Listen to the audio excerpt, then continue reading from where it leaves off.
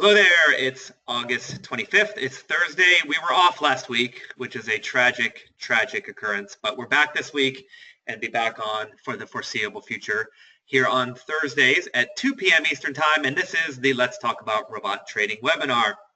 I just extended this particular webinar series through the end of December, so if you happen to like being here on Thursdays like I do, then guess what? We're going to be together for quite some time.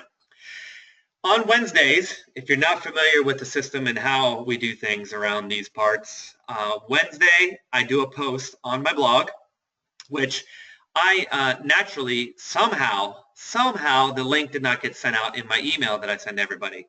How did that happen? I specifically remember looking at my email before I send it, looking at the link, seeing the link, and then sending it out. So somehow, some way, Chuck Tungren he emailed me today and said he thinks that maybe it was an artificial intelligence robot that took over and it deleted that somehow to harm me.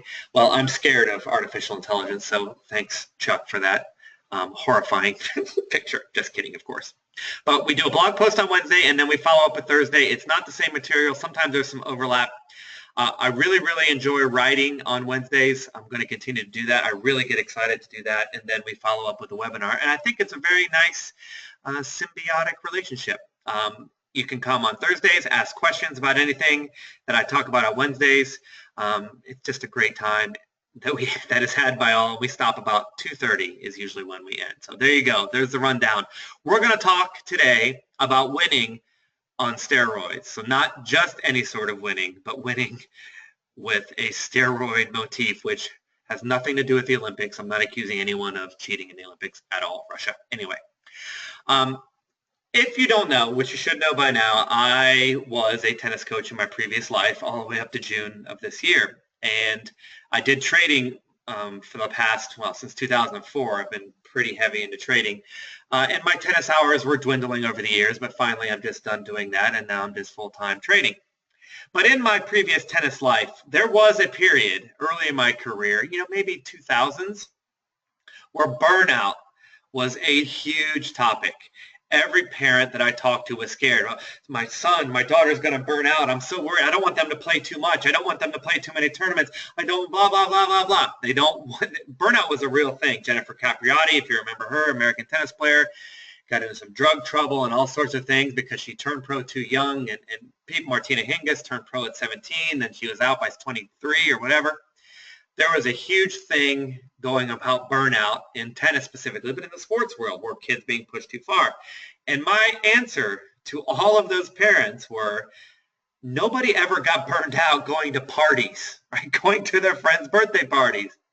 Nobody gets burned out if you're having a great time. Do you get it? The reason these kids were burning out is because the coaches or the academies, Bollettieri and Saddlebrook and all these academies, made life miserable and awful. And it was very militaristic for a 13, 14-year-old kid. And they were mean, and it was dog eat dog, and the competition was intense, and they're away from home. Yeah, it's going to get burned out. But nobody gets burned out if you can't wait to get to your job every day. Nobody gets burned out if you can't wait to get to the tennis club every day.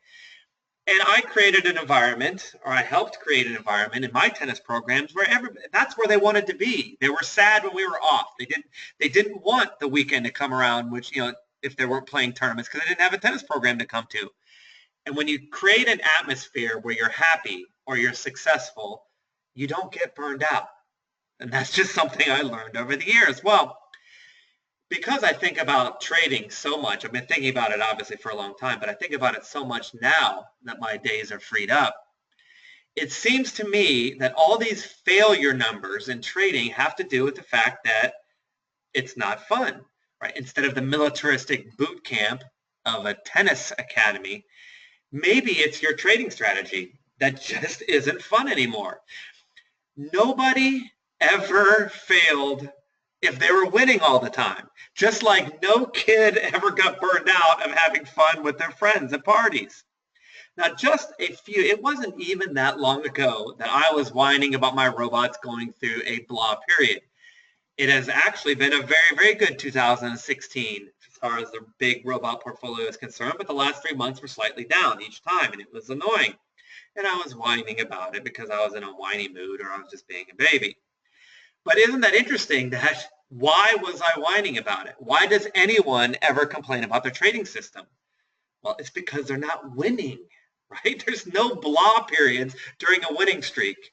Nobody says, oh, I'd rather not turn on the robots today. I'd rather not take a trade today. If you think you're going to win, it's the losing, it's the negativity that makes people fail, right? And even trend followers, and we've talked about trend following quite a bit on this webinar and in blog posts, even trend followers who win 30, 35%, 40% of the time, if they don't get that big win, if they don't get that party, then trend following can be a drag too, right? My trend following portfolio, for example, went right up, and I think it was July. That was pretty good.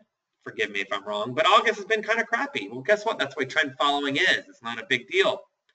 But no matter what you do, you need that big win. If 96 or 5% of people fail, I'm pretty darn sure it's just because they're not winning, right? I know it seems obvious, but think about it. Think about it. You don't want to check your robots. You don't want to check your trading system. You don't want to check your account balance because you're not winning. So what can we do about this fact? How can we not get burned out? How can we stay in the game? How can we make money and make this work? We all have a dream. We all have places we want to go. We want trading to take care of it. How can we fix this burnout problem? Well, there's a couple of things we can do. Number one, we can stop being impatient when we don't win. And I'm not talking to you, I'm talking to me. My girlfriend Jill and I had a huge talk while we were walking around the beautiful lake the other night. And honestly, I don't need pep talks. I'm very self-motivated. I've been studying psychology and practicing sports psychology and general psychology. I'm very helpful to people who need my help as far as psychological problems. If you have a problem, you can definitely come to me. I love problem solving. I can do it. I can solve your problems. But I think I needed a little bit of talk. I needed to get it out. And I feel like I've been really, really impatient, right? Just what I'm saying in this slide. I feel like I've been way too impatient with my own trading. So stop whining. That's one thing we can do about it. You don't want to get burned out. Stop complaining. Stop whining. Stop being impatient. Take a long-term perspective. Trust the numbers. Do what you like, right? How many times have we talked about do what you like? And then appreciate the winning periods more. I remember before the TradeStation debacle, January and February were awesome. What, I pretend like that didn't happen? I mean, those were big up months, and I actually did get those in my trading account, even though during March and April and some of May or whatever that we didn't get to trade because we switched over to MT4, all right? That's one thing. You want to stop burnout. You want to stop failure. Stop being impatient. Stop whining. Take a long-term perspective. Appreciate winning. Do what you like. That's one way to solve it. However, there's another way we can solve failure, and that's winning all the time. Remember what we talked about? You want to solve problems, win. Winning cures everything. Now, we've talked about the 100% system before, so I'm not going to go back into it again. But just in case you're brand new, we're trying to win every series of trades. The hard part, the burnout part, the failure part of trading is you get in a trade. You remember the Aussie yen that we complained about several weeks ago. You get into a trade, it takes all day, it's already down, and you're just waiting for the stop loss. It's awful, right? There is that feeling of foreboding. Oh, I'm just waiting for it to lose. It's like waiting to get punished while your parents come home. But if you get into a trade and you're trying to win every series of trades, if it goes against you, that's a totally different mindset, is it not? So in this particular system, there is no losing. It's not every trade, but it's every series of trades. And yesterday, we've been talking about this a while, but yesterday I wrote specifically about the New Zealand dollar.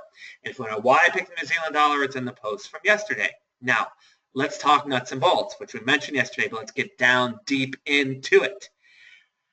This is it. We're never taking a loss on a series of trades. So we're going to win all the time. So what's the downside, right? That sounds pretty good. The downside is losing everything.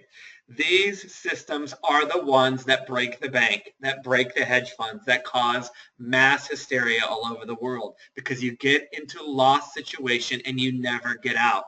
So there is some upside, humongous upside from winning all the time. Obviously, winning all the time is awesome.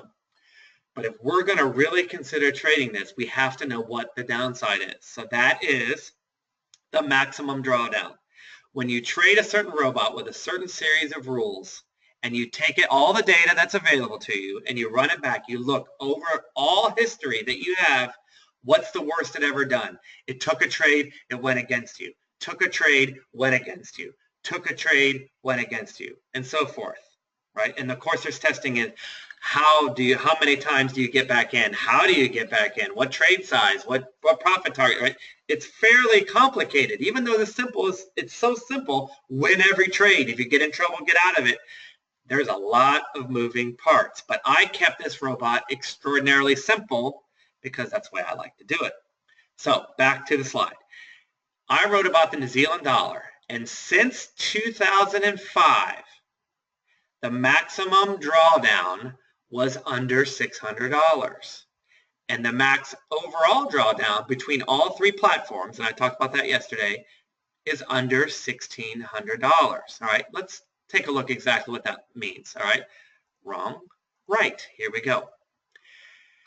Here is the New Zealand dollar, no stop out, win 100% of your series of trades robot. It's been working on this for a while. First of all, this is the fun part for me when I look at robots like this. Yeah, look at that. Green. Win. All right, I love that. It's like it's fake, whatever, right? No, it's real. And every 100% system looks kind of like this, by the way. Not just mine, but anything, right?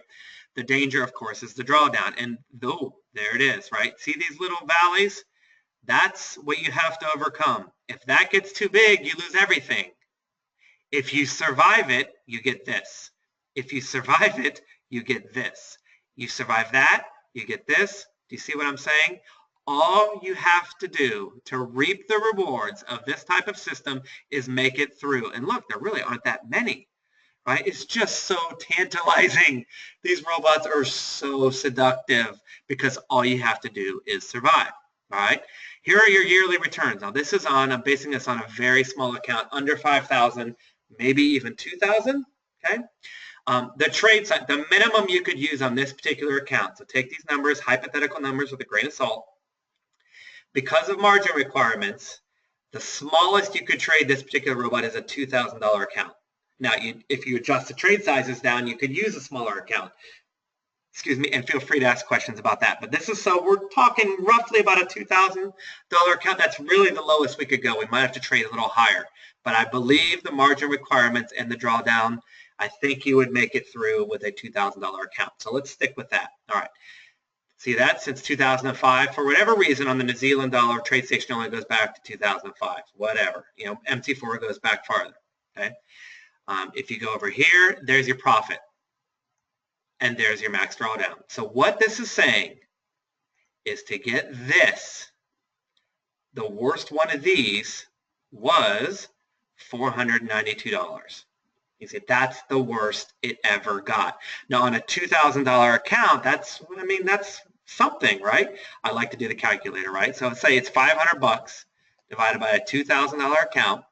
That's a 25% drawdown. That's nothing to sneeze at. But the thing you'd have to consider with this particular robot is we're trying to just win every time. So can we make 25% if we're guaranteed to get out of it? Of course, there's no guarantee, but if we think we're going to get out of it, no, I think that's absolutely worthwhile.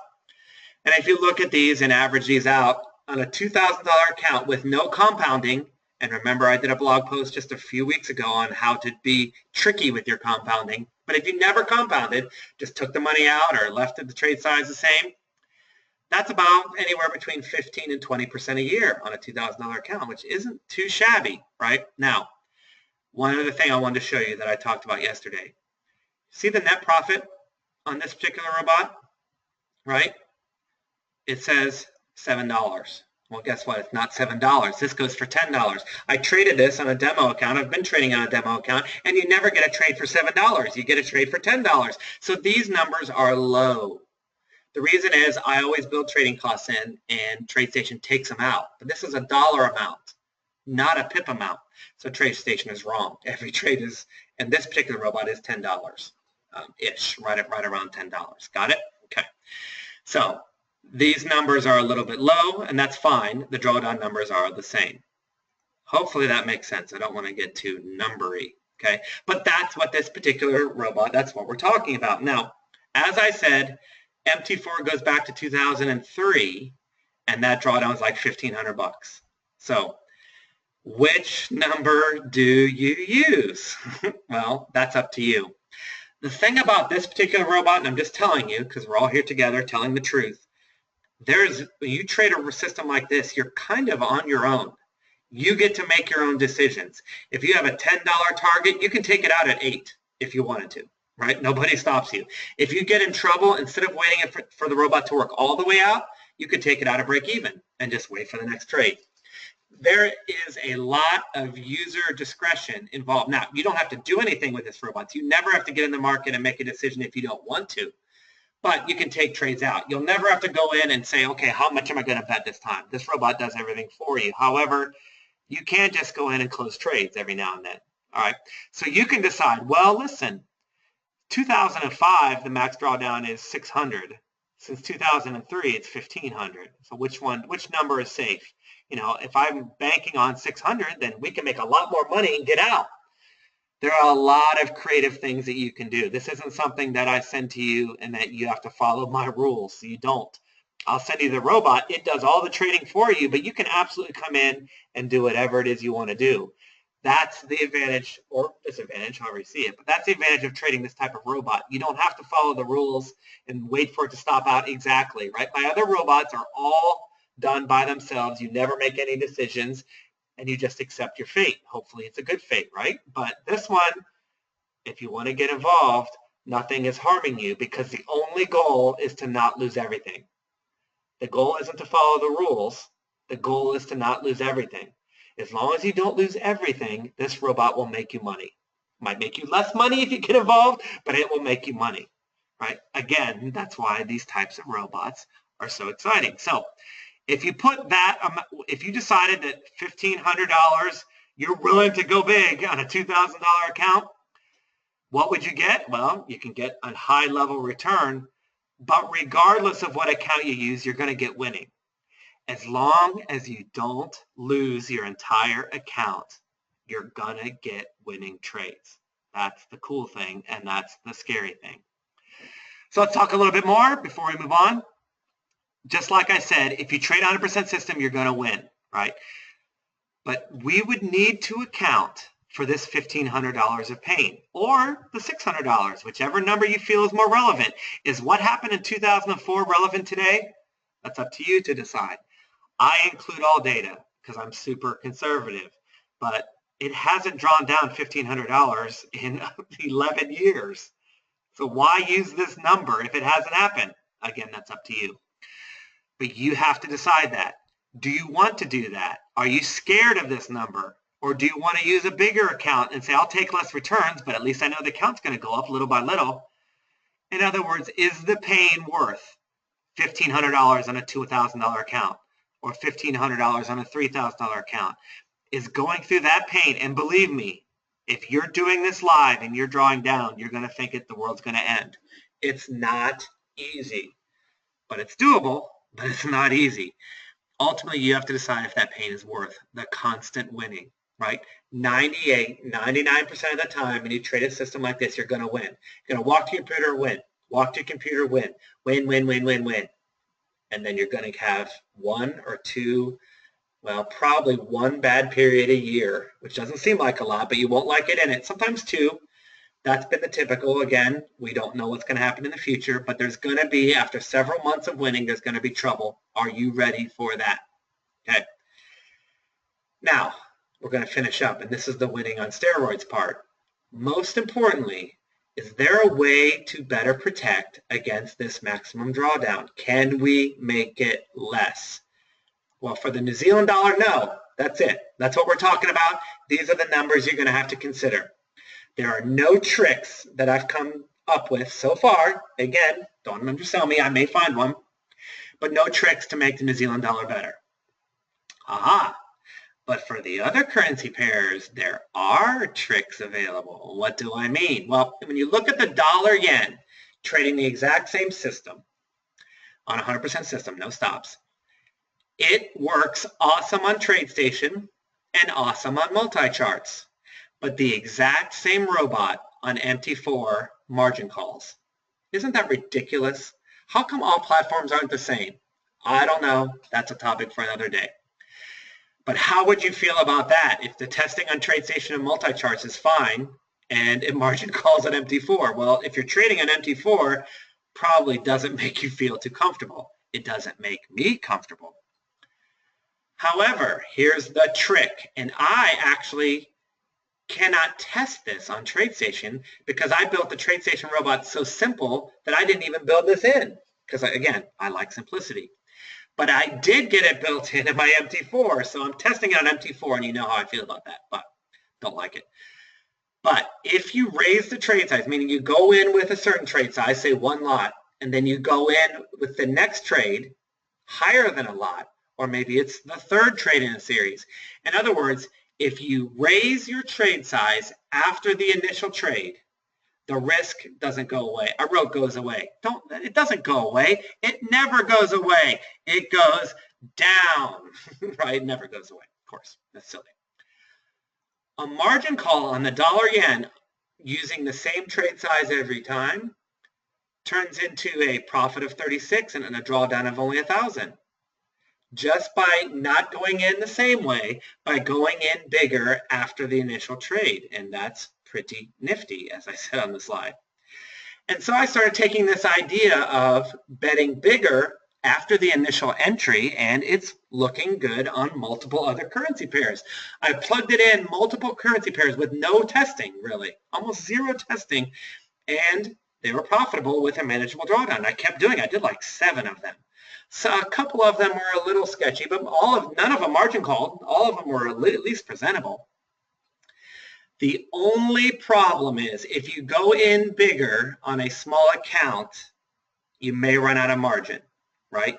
A guideline on a $2,000 account, you can trade like 0.5 lots or $50,000 worth of currency if you're looking at TradeStation or another platform. That's about the maximum you can use on a $2,000 account.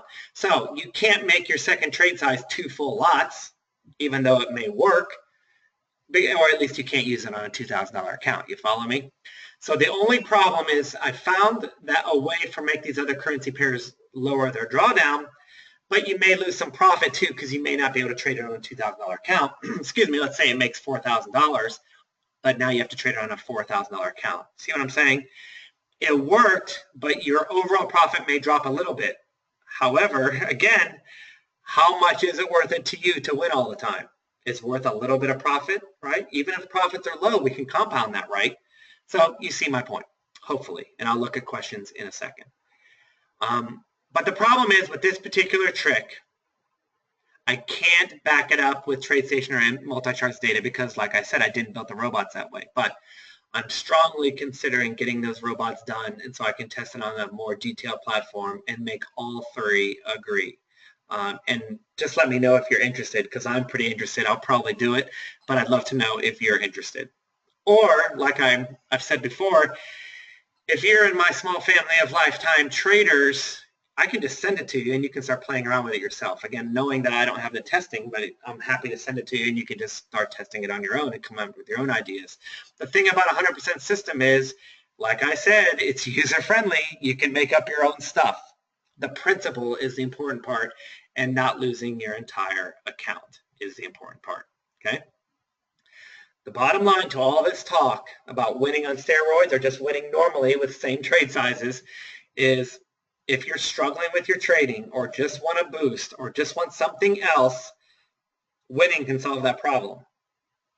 And if you need that boost, maybe it's time to consider this, which is why I'm considering it for my own trading, and I'm talking about it with you. So before I do, hopefully my screen didn't freeze. Let's go back to questions real quick and see if anybody's got any, and then I'll wrap it up.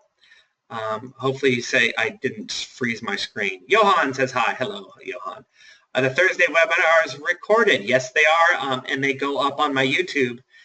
Please subscribe to me on YouTube, and you'll get a notification, and that way you'll get everything. Absolutely. How can I become a lifetime member? Everything's through me. You just email me. Nothing's online. I believe in relationships. So just email me. I email you back within 24 hours, and we talk about it and see if it's right for you. I'm not going to take on 1 million lifetime members. It's expensive, and I want to give as good customer service as I can. So I've never believed in massive groups. I believe in more intimate groups. Just so you know, the background, a little bit of a lifetime membership, but just email me. That's it, and we talk about it. That's it. If it's right for you, then we talk more. Right? It's pretty easy. What time frame does 100% robot work on? Well, Talon, all time frames really, but I'm talking about 15 minutes, in case you're wondering. Robot run 24 hours a day? Yes, Robert, it does. Absolutely. I've tested it only a portion of the day, and with my particular robot, always better to do 24 hours. I haven't found a way to do better. Now, I'm testing a Friday only robot that doesn't use stops because I love my Friday only robot that do use stops. But that's the New Zealand dollar is the only one I'm going to talk about right now. I've got all sorts of other things floating around in my brain. Okay. Next question, is this built to withstand black swans of the magnitude of the Swiss bank Brexit? Well, the answer is, Paul, I mean, that's a huge question, right? Let's see, did you write more? Obviously, the ultimate black swan will always be an account. But I'm sorry, scroll back. But is it conservative in trade? Oh, yeah, absolutely. Very conservative trade sizing.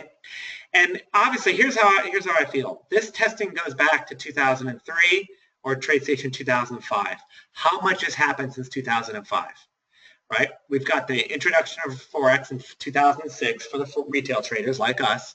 We've got 2007. We've got 2008. We've got 2009. You know what happened there. And there were no, according to the data, there were no margin calls then. Believe it or not, it made it right through that. I didn't take it out for any news event. In other words, this takes in every single news event, every single NFP report, every single Fed announcement, every single crisis ever since 2003 or 2005. And it survived it. These are the numbers. So could you turn it off in Brexit? Sure. Why not, right? When you have a 100% robot, turn it off any time you want. Okay? If you're nervous, turn it off because guess what? It's going to go back to winning, right? Now, of course, you could turn it on and that could be your one big drawdown period, of course. But with this much winning, you have so much discretion. If you feel spooked about anything, just don't trade it, right? Yeah, it's very encouraging. For my other robots, you know, you really want to leave them on. I did turn off in Brexit because I felt that was a once in a generation, maybe once in a decade thing. But my robots would have traded fine all the way through Brexit. Every time I think I'm clever, even the ones with stop losses do fine usually during those periods. All right, so keep that in mind. Again, no problem with turning stuff off and turning it back on because you just go back to winning. All right, that's all the questions that I see. So let's wrap it up. If I can ever get back to the slide that works. There we go. Let me minimize this. I have two styles of 100% robots. One is exactly modeled after the way I traded and told the story of 2010. The one we're talking about now is different. Totally different than that. But I like the one I'm talking about now better. The trading back to fair value, the old one works, but the drawdowns are bigger. This one works and the drawdowns are smaller. So guess which one I like. But the other one is absolutely viable. If you want it, lifetime members, I can send it to you. Of course you can. You can play around with it. But right now I'm just talking about the one that gets in on pullbacks rather than gets in trades to fair value. And I'm only releasing settings for a handful, just so you know. Again, I'm very conservative. I only like to send stuff out that I feel really good about, that I've looked at and looked at and looked at over and over. Here's some news you don't care about. We've decided to live in South Carolina for right now. We're going to go for it. We've been all over Florida. We spent 8 days traveling everywhere in Florida. Loved it, but decided we like it here better. We just like lake living, and we just adore it, actually. So looks like I'm going to be settled down. So after I say I'm settling down, we're considering even buying a house, I'm going to be traveling again. Going back to Ohio, where we used to live, where we're from. I'm actually my students want me to teach them a few lessons. I haven't had a racket in my hand since really June, so I don't know if I'll be able to teach them any lessons. But it'll just be a couple lessons here and there, and that'll be for about 2 weeks. We're visiting family and friends and people that we miss. I'll be teaching a few lessons, but I'll be on my computer all the time. This will have no effect. If you want to email me, just don't email me after this webinar because I'll be traveling immediately after this webinar, but I'll have emails. I'll be at my computer tomorrow morning. So anyway, I like to tell you things, even though it's irrelevant, but I'll be very easy to reach while I'm in Ohio for a few weeks. My blog has moved to a new site, and there's nothing that needs to be done. It just moved. Oh, that's it. It's the same everything. So that was a stupid announcement. It's moved, and I changed servers, but everything's the same. So I will say to please subscribe to my YouTube channel. I would like everyone who's on my email list or as part of these webinars to be on YouTube, because that's going to be a great way to get the latest updates and get these webinar recordings. So please subscribe. I'd love to do that. That would just make it easier for me to get the information. I like information to get out to be disseminated very easily, and that would help me a great deal.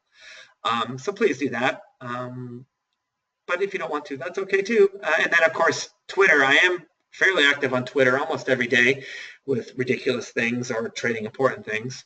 And of course, I have a couple people have taken me up on Awanda's free VPS. A lot of people have their own, but I do have the links that I can send to you. This is the screen if you're watching this on a recording. If you want to go subscribe to my YouTube channel, go to YouTube, write in Scott Welsh Trading, and then you'll see Scott Welsh, and then just click subscribe. Pretty easy. There's my email for questions. Remember, only one T in the email. And that is it. Excited to be here, as always. Email me with questions. Again, I won't have email. I won't see email until tomorrow morning, but I will be on my computer. Excited to be here. I missed you last week. We'll see you again for the Wednesday post next week and for the Thursday webinar. Talk to you then. Bye for now.